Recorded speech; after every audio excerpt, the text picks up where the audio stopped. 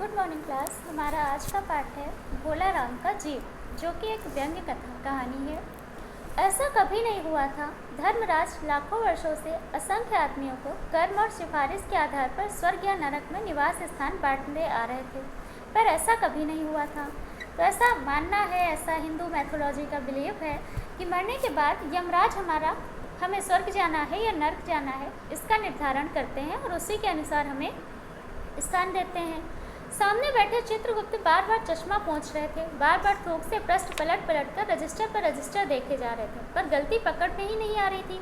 आखिर उन्होंने खींचकर रजिस्टर इतने जोर से बंद किया कि मक्खी चपेट में आ गई। उसे निकालते हुए बोले, महाराज सब रिकॉर्ड ठीक है। भोला राम के जीव ने 5 दिन पहले देह त्यागी और यमदूत के साथ इस लोक के लिए रवाना भी हुआ, पर यहाँ तक अभी नहीं पहुँचा। तो यमराज के जो कर्मचारी थे उसमें से चित्रगुप्त, जिनके पास सभी व्यक्तियों के जीवों का रिकॉर्ड होता है कि कौन किसकी मृत्यु हुई है, कौन स्वर्ग आया है, कौन नर्क जाया है, इन सब का जो रिकॉर्ड होता है वो चित्रगुप्त बना रहे थे।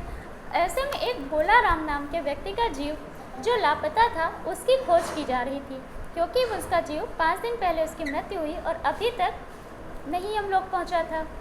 धर्मराज ने पूछा, वह दूत कहाँ है? महाराज सब अपने अपने कामों से लौट आए और लापता है। चित्रगुप्त हैरान परेशान से बोले। उसी प्रकार द्वार खुले और एक यमदूत बड़ा बदहवास वहाँ आया। उन्हें देखते ही चित्रगुप्त चिल्ला उठे, अरे तू कहाँ रहा इतने दिन? भोला राम का जीव कहाँ है? यमदूत हाथ जोड़कर बोले, दया निधान में कैसे बतलाऊं क्या हो गया? आज तक मैंने धोखा नहीं खाया था। ये जो भोला राम का जीव मुझे चकमा दे गया। 5 दिन पहले जब जीव ने भोला राम की देह का त्याग किया, तब मैंने उसे पकड़ा और इस लोक की यात्रा आरंभ की। नगर में जो ही उसे लेकर एक तीव्र वायु तरंग पर सवार हुआ, त्यों इसके चंगुल से छूटकर न जाने वह कहाँ गायब हो गया। इन 5 दिनों से मैंने सारा ब्रह्मांड खोज डाला, पर उसका कहीं पता नहीं चला।